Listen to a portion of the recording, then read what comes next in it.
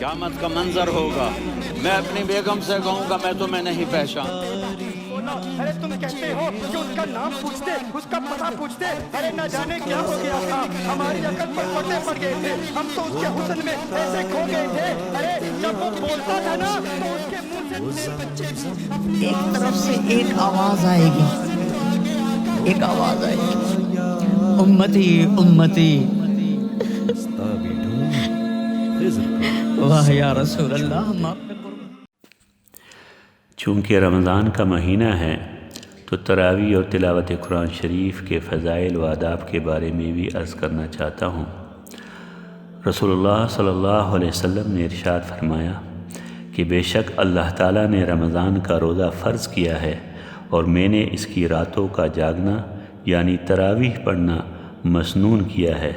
پس جس شخص نے صرف ایمان اور طلب ثواب کی وجہ سے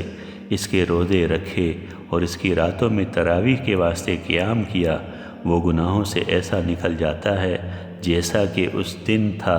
جس دن اس کو اس کی ماں نے جنا تھا۔ اور نیز ارشاد فرمایا کہ جس شخص نے رمضان کے روزے رکھے ایمان اور طلب ثواب کی وجہ سے اس کے گزشتہ گناہ بخش دیے گئے، اور جس نے رمضان میں قیام کیا یعنی تراویح پڑھی ایمان اور طلب ثواب کی وجہ سے اس کے بھی گزشتہ گناہ بخش دیے گئے، اور جس شخص نے ایمان اور طلب ثواب کی وجہ سے لیلۃ القدر کو شب بیداری کی اس کے بھی گزشتہ گناہ بخش دیے گئے۔ اور ارشاد فرمایا حضور صلی اللہ علیہ وسلم نے کہ روزہ اور قرآن بندے کی شفاعت کریں گے۔ روزہ کہے گا اے میرے رب،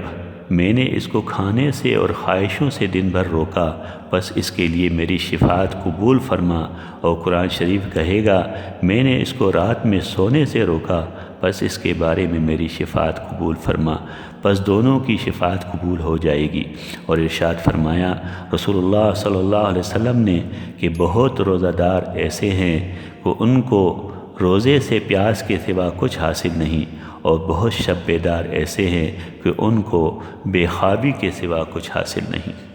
جو لوگ روزہ کے اور شب بیداری کے حقوق ادا نہیں کرتے، اس حدیث شریف سے ان کو سبق حاصل کرنا چاہیے۔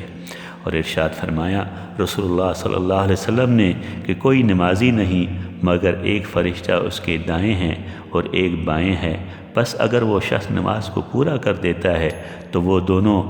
اس نماز کو لے کر آسمان پر چڑھ جاتے ہیں، اور اگر اس کو پورا نہ کیا تو اس نماز کو اس کے منہ پر مارتے ہیں۔ روزہ وغیرہ کا بھی اسی طرح حال ہوتا ہوگا۔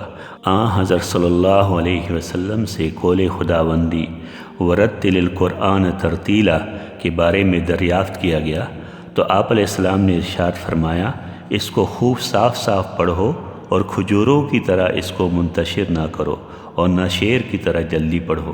اس کے عجائب میں ٹھہر کر غور کرو اور اس کے ساتھ دلوں کو متاثر کرو، اور تم میں سے کوئی شخص بلا سوچے سمجھے آخر صورت تک پہنچنے کا ارادہ نہ کرے۔ اور حق تعالی شانو نے ارشاد فرمایا اے کپڑوں میں لپٹنے والے نبی، رات کو کھڑے رہا کرو مگر تھوڑی سی رات یعنی آدھی رات یا اس سے کچھ کم کر دیجئے یا کچھ زیادہ کر دیجئے، اور قرآن خوب صاف صاف پڑھا کرو۔ اس حدیث شریف اور آیت مبارکہ پر ان لوگوں کو خاص طور سے خیال کرنا چاہیے جو تراویح میں قرآن شریف بے حد تیزی سے پڑھنے کو فخر سمجھتے ہیں۔